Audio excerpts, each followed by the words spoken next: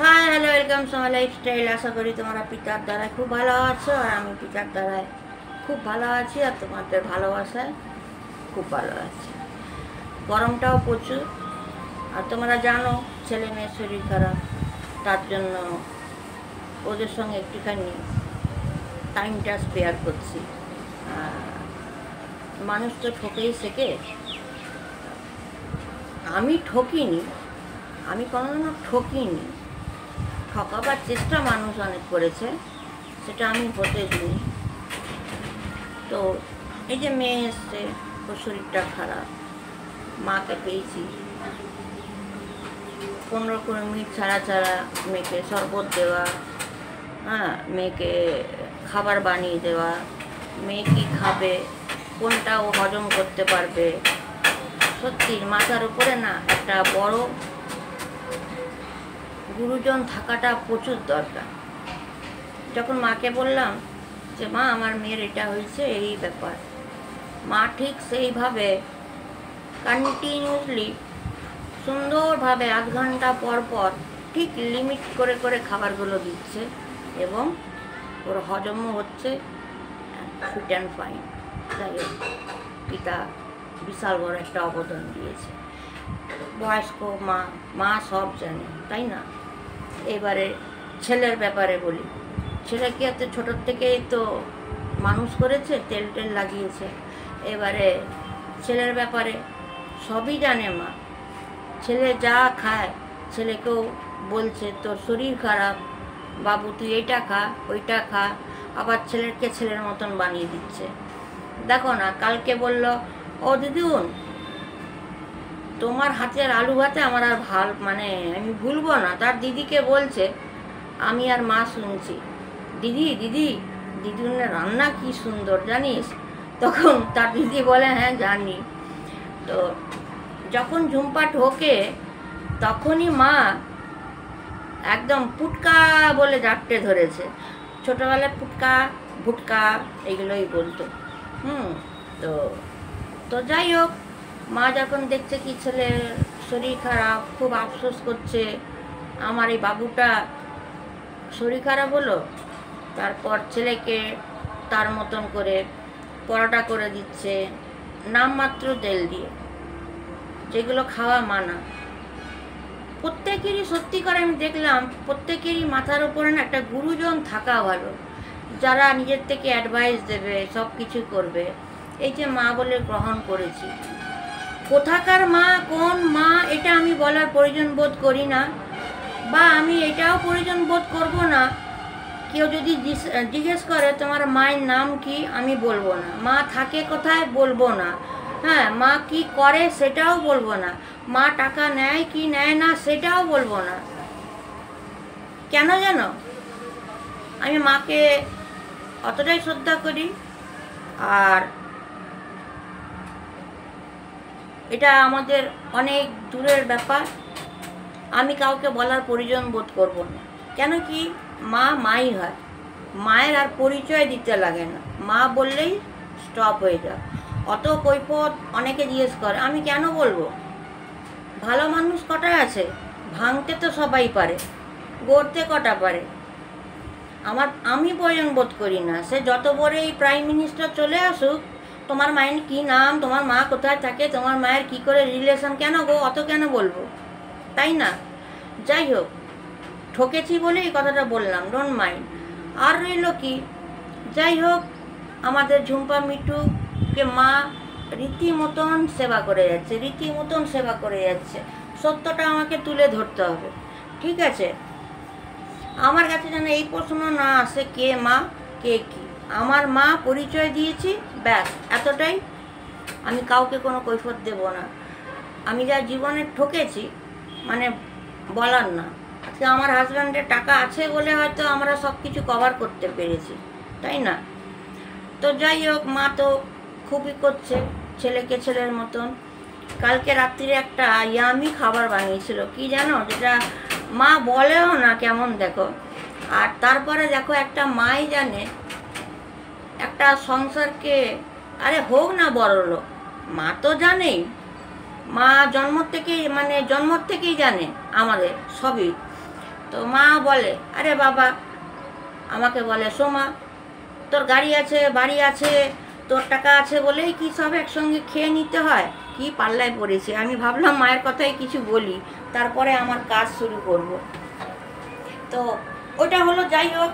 তারপরে মা কি করে দেখো, আমি তো গ্যাসের কাছে যাইও না, মা ঢুকতেও দেয় না। আমি ঢুকলেই আমাকে ভাগাবে, পালা পালা পালা পালা। তোর মাথার এই ব্যাপার আছে, মা জানতো।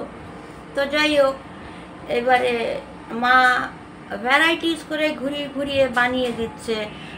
যেমন যেগুলো খাবার বারণ, সেগুলো মা বলছে, কে বলেছে বারণ? বানিয়ে দেওয়ার কায়দা আছে। বাইরে যাবে, কবেকার চপ, কবেকার তেল তোমাকে গরম করে দেবে, খেয়ে নেবে। এই যে ছেলে মেয়ে বললো, দিদুন পরোটা খাবো, আর আলু টমেটো দিয়ে ধনেপাতা দিয়ে তরকারি করে দাও। এবারে মা একদম প্লেন শুধু হলুদ দিয়ে তরকারিটা করেছে, কিছুই দেয়নি, যেন ওইটাই অমৃত মনে হলো আমার কাছে। জানি না অন্যরা কি মাকে ভক্তি করে, আমার ভক্তিটা আমি বলছি। এবং বলছে পরোটা খাবো। এবারে দুজনেরই তো পরোটা খাওয়া মানা। তখন মা বলছে, তোদের দুজনকেই আমি পরোটা দেবো। তোদের মানা তো, তোদের দুজনকেই পরোটা দেবো। মা কি করলো, পরোটাটা রুটির মতন বানালো, আর ব্রাশ দিয়ে একটুখানি রিফাইন নিয়ে ওপরটা খালি বুলিয়ে দিয়ে দিয়েছে, বলে খা। কে বলেছে যে বারণ তোর? খা পরোটা, আমি দিচ্ছি, কিন্তু ভেতরে রুটি, ওপরে নামমাত্র তেলকে ব্রাশ দিয়ে রগড়ে দিয়েছে। এই বলে মা। আবার হলো বিকেলবেলায়, এবারে পকোড়ি খাবো, এই খাবো। মা বলছে ঠিক, ওইটাও দেবো, কোনো চিন্তা নেই। এবারে মা কোথার থেকে কি কি করে, কোথায় সুজি, কোথায় বেসন, কি মিক্সড করে, ডিম দিয়ে হোক, পেঁয়াজ দিয়ে হোক, নামমাত্র খালি তাওয়াতে ভেজে ভেজে দিচ্ছে। কি সুন্দর লাগছে। আর কালকে রাত্রির ডিনারে মেনু ছিল কি যেন, পাপড়ি চাট, ব্যাপক। এবারে পাপড়িটা মানে মা বানিয়েছিল ময়দা আটা মিলিয়ে, ঠিক ফুচকার মতন। মা গোল শেপ দেয়নি, মা ওটা চৌকোনা শেপ দিয়েছে। দেখালে খুব ভালো হতো। ঠিক আছে, মা তো আবার বানাবে, আমি তখন দেখাবো। ওইটাকে দেখলাম মা একদম মেখে মুখে ফুচকার মতন রেডি করে রেখে দিল। তারপরে দেখলো, ছেলেকে জিজ্ঞেস করলো, ছেলেকে কখনো মানে বাবু, কখনো ভুটকা, কখনো ভাই, কখনো বেটা, এইভাবে ডাকে। এবারে মা বলছে, বাবু রে, বিকেলে কি বানাবো? মাকে বলছে, ও দিদুন, কাবুলি চানাটা বানাও। তখনই মা বলছে, ঠিক আছে, তুই যা, এসে দেখবি আমি কি বানিয়ে রেখেছি। তো মা কাবুলি ছোলাটাকে এত সুন্দর করে বানিয়েছে, আর প্রতিটা খাবার আমার জন্য আগের থেকে তুলে রাখে, যেটা আমি খেতে পারছিলাম না, আমার খাওয়া হচ্ছিল না, করা ওষুধ খাচ্ছিলাম। দেখো, যেটা সত্যি সেটার গুণ গাইব, আর যেটা ভুল সেটাও আমি বলবো। এটাই তো মা মেয়ের সম্পর্ক হয়ে ওঠে, বলো। তো কালকে রাত্রিরে এই ধরনের যে একটা খাবো, নতুনত্ব ভাবতে পারিনি। বলছে খা, যেটা আমি বানাবো ওতে তোদের এমন পেট ভরবে, তোরা রাতে বলবি না যে আমাকে দিদুন ভাত দাও, রুটি দাও। সব রেডি করে রেখেছে মা, আমরা জানি না। ঠিক আছে, যা 9টা বাজছে, খাবি রে মা, খাবো। ও মা, কি সুন্দর পাপড়িটা বানিয়েছে, গোল গোল ফুলে, চৌকোনো ফুলে গেছে ফুচকার মতন। এইদিকে ছোলাটা, কাবুলি ছোলাটাকে ঘুগনির মতন বানিয়েছে, তাতে আবার ওপর থেকে কাঁচা পেঁয়াজ, ধনেপাতা, টমেটো যেমন দেয় ওরকম ছড়িয়েছে। এবারে বলছে, দেখ আলুও আছে, যদি বলিস পাপড়িতে আমি আলু ঢুকিয়ে দিতে পারি, কিন্তু পাপড়িতে আলু ঢুকাবার দরকার নেই। মা ঘুগনিটার ওপরেই সব কিছু দিয়ে দিল, টমেটো সস, কাঁচা পেঁয়াজ, ধনেপাতা, টমেটো, তরকারিতে দিয়েছে তাও দিল। বলছে একটা করে ফুটো কর, আর 2টা করে ছোলা ঢুকা, আর খা। ও মা গো, কি টেস্ট গো, সত্যিই বলছি, আমার পিতা পেছনে আছে, আমি একটা ফোঁটা মিথ্যা বলবো না। আমি ভাবতে পারিনি যে এতে এতটা পেট ভারী থাকে, অথচ ঘরে মুচমুচ করছে। আমি অবশ্যই দেখাবো, কালকে আমার মিসগাইড হলো গো, আমি যদি দেখাতে পারতাম। তো এই যে মা ছেলে মেয়েকে মুখে যে আমার খাবারটা তুলে দিচ্ছে, আমার দরকার নেই, আমার ছেলে মেয়ে তুলে দিলেই আমার পাওনা, তাই না? এর চেয়ে বড় কি? তো মা জীবন জান দিয়ে করে যাচ্ছে, ডোডোকে দেখছে, বিছনা ঝাড়া, খড় গুছানো, এক একটা বাথরুম পরিষ্কার করা, কাপড় কাটছে, কাপড় তুলছে, রান্না করছে। আর একটা মায়ের খুব আমার ভালো লাগলো জানো, মা কি করে? আগে যেমন মারা আসতো, চা এক গামলা চা বানিয়ে রেখে দিত, মা তো রেগে ফায়ার। মা আমাকে বলে, সোমা তুই যতবার চা খাবি আমি তোকে ততবারই চা দেব, কিন্তু বানিয়ে দেব। আমি ওই এক হাঁড়ি বানিয়ে গরম করে দেব, এটা তো তোর রোগের, তুই তো আরও মৃত্যুর দিকে যাচ্ছিস। এ কি চা বানিয়ে রাখা? তো মাকে যতবার বলি মা সঙ্গে সঙ্গে চা বানিয়ে। মা বলছে তুই 100 বার খা, আমি তোকে 100 বারই দেবো। এর মধ্যে মার কত ট্রিক্স দেখো, একবার দিচ্ছে দুধ চা, পরেক্ষণে দিচ্ছে আবার লেবু চা। কিভাবে দেখো মারা সেবা করে, হ্যাঁ, ওষুধের প্রয়োজন বোধ করেন, এমনভাবে আমাকে দিচ্ছে।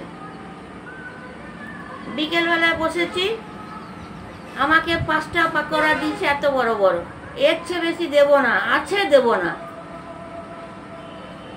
ভালো বুঝেছে বলেই বলেছে, তাই না? এটা তো হলো চা। এবারে আমরা সব এক এক করে খাচ্ছি, মা এক এক করে গরম গরম বানাচ্ছে। যেমন মীনাক্ষী সকালে চা বিস্কুট খাওয়ার পর মীনাক্ষী বললো ম্যাগি খাবো, ম্যাগি বানিয়ে দিল। আমি আর ছেলে পরোটা খাবো। আচ্ছা, আমি মাছ আনতে চলে গেছিলাম, আমি বললাম মা খাবো, দেখছি আটাকে মেখে কাপড় দিয়ে রেখে দিয়েছে, সঙ্গে সঙ্গে দুটো গোলা বানিয়ে গরম গরম ভেজে দিল। আমি বললাম মা তুমি তো তোমার বাবুর তো বানিয়ে রাখতে পারো, মানে ছেলের কথা। বলছে না না না, ও উঠলে আমি বানিয়ে দেবো।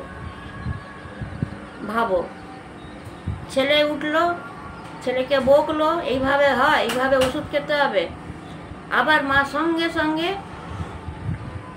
আবার লেচি করে পরোটা করে গরম গরম দিল। মানে বানিয়ে বানিয়ে দিচ্ছে, বানিয়ে রাখছে না। এটা একটা খুব বড় একটা আমাদের কাছে পাওনা। এগুলো আমি তো বলবো এরকম মা যেন যুগে যুগে সব ঘরেই যেন হয়, ঠিক আছে? তো ভাবলাম মাকে নিয়ে কিছু বলি। আর মা হচ্ছে বসে থাকতে পারে না, সব সময় কাজ করবে, খুটুর খুটুর খুটুর খুটুর করে।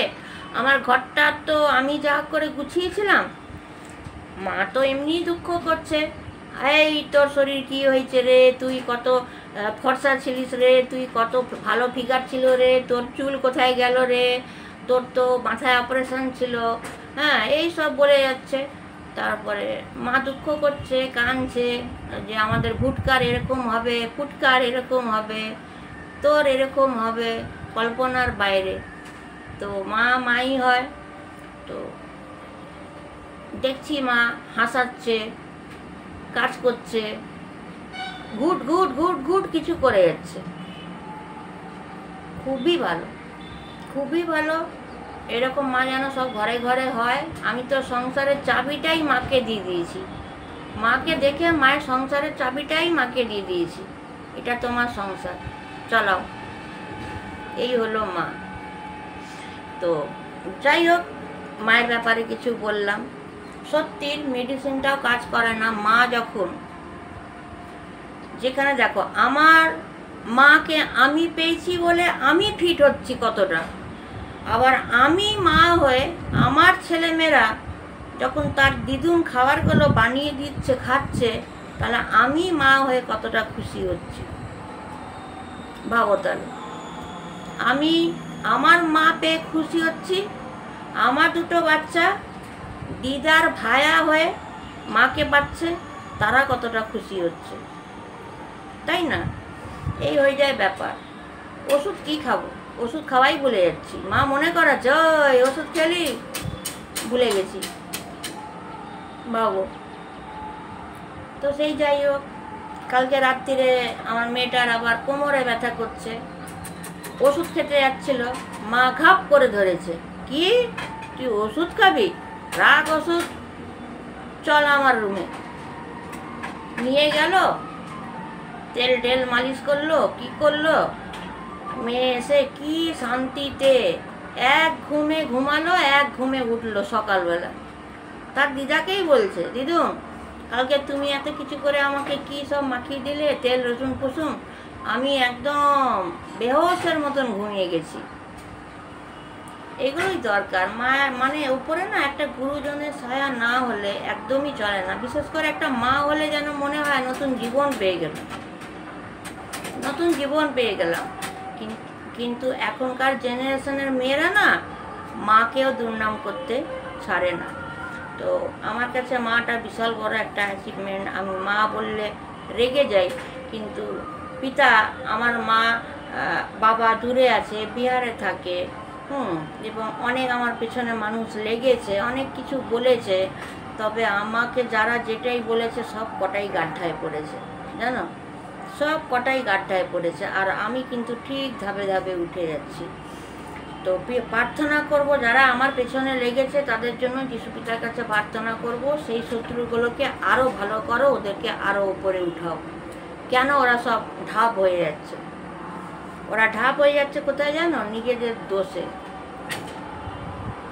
যারা আমার শত্রু নিজেদের দোষে ঢাপ হয়ে যাচ্ছে। এর একটাই কারণ, তারা জানেই না যে হাসি মুখে কি করতে হবে। সব জায়গায় হড়বড়ে গড়বড় করে, আর সেখানে খেয়েই ওরা গাড্ডায় পড়ে যায়। এইটাই বলবো। আর সত্যি যতবার আমার চোখের জল পড়েছে, যতবার আমার পেছনে লাগার চেষ্টা করেছে, কারোর বাপের সাধ্য নেই আমার পেছনে লাগা। আর এইবারে তো আরও মেচোগ্রামে আমি এমন এমন সব রেডি করে বসে আছি, যেই শত্রুই আসুক না কেন আমার ধাজিয়া ওড়াতে 2 মিনিট লাগবে না। যারা আমার পেছনে লেগেছে, একদম ছোট বাচ্চার থেকে আপ টু বয়স্ক অবধি, আমার মেয়ের বয়সী বলো, আমার ছেলের বয়সী বলো, মাসির বয়সী বলো, বুড়ির বয়সী বলো, সব কটা, রুগ্ন রুগী, কে রুগ্ন রুগী, কে খেতে পারছে না, কে ঘর থেকে পালিয়ে গেছে, কে বাপের বাড়িতে পড়ে আছে, ওভারঅল সব কিছু। ভাবো কোথায় গেল এত দুর্নামের নাম? আমি তো A to Z সব করছি, কিন্তু কেন জানো, কখনো মাকে মা বলে, সেটা নিজের মা হোক, ধর্ম মা হোক, মায়ের নামে না নোংরা ভাষা কখনো মুখে আনবে না। যেই সন্তানরা মায়ের নামে খারাপ ভাষা আনে না, তারা কখনো দাঁড়াতে পারে না। সেটা আমার ছেলে মেয়ে হলেও আমি বলবো, দাঁড়াতে পারবে না। একটা মা যদি নোংরামি করেও যদি আসে, সেটা কিন্তু সন্তানের জন্যই কিন্তু এসে ওদেরই খাবারটা খাওয়াচ্ছে, জামা প্যান্টটা কিনছে। আজকে পৃথিবী দেখলো মায়ের জন্য। আজকে দেখো কিভাবে মাদেরকে অপমান করে,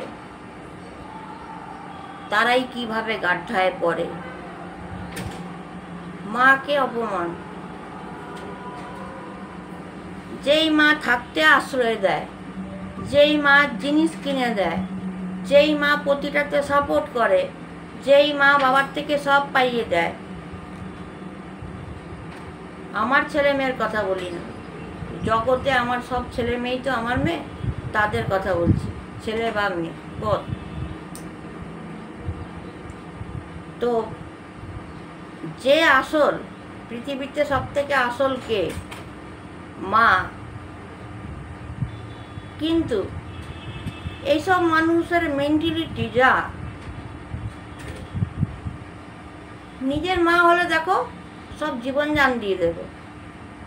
একটা এমনি ধরম মা পাঠাও তো, তার পরের দিনই তোমাকে বলবে ক্যারেক্টারলেস, ফালতু, হট ড্রেস পরছো, কেন বলছো? আবার তার কাছেই তো সব বাগাচ্ছ, সব কিছু বাগাচ্ছ, কোনোটাই ছাড়ছ না। আবার ছেলে মেয়েকেও তোমরা ব্যবহার করছো, ওখান থেকেও লুটছো। তাদের বলবো তোমাদের তো লজ্জাটুকুও নেই। কালকে ওই জন্য হাত জোর করেছিলাম পিতার কাছে, যেন অসময়ের সাথী কেউ নেই। যত রাস্তার ডিওজি আমার ঘরে, ওই জানে সোমা মাইতি দানি, সোমা মাইতি সব দেবে। এদিকে পেছন থেকে বাঁশ দিয়ে ধাজিয়া উড়িয়ে দিচ্ছে, আবার দেখো ডিওজির মতন এসে দাঁড়িয়ে যাচ্ছে, আর ওখানেই তো আমার জিত হয়ে যায়। সোমা মাইতি ছাড়া কোনো জিনিসই চলে না। কিন্তু আমি আবার একটাই বলো, আগেকার সোমা মাইতি না। যারা আসবে আসো, সোমা মাইতির সামনে দাঁড়িয়ে কথা বলো, বাইরে পটর পটর না করে, কাউকে ভায়া হয় বলে পটর পটর না করে, বুকে যদি পাটা থাকে, সোমা মাইতির সামনে এসে দাঁড়াও। সোমা মাইতি রেডি হয়ে আছে, ঠিক আছে? মাকে কখনো নিয়ে খেলা করবে না। যারাই তোমরা খেলা করেছ সবাই তোমরা ছন্ন ছাড়া, নিজেরাই ঝেঁকে দেখো। তোমারাই ছন্ন ছাড়া, তোমাদেরই টাকা নেই, তোমাদেরই রোগ ভরা, তোমাদেরই মানে কি বলবো, ছাড়ো, বললাম না। মা তো লাইক শেয়ার করবে।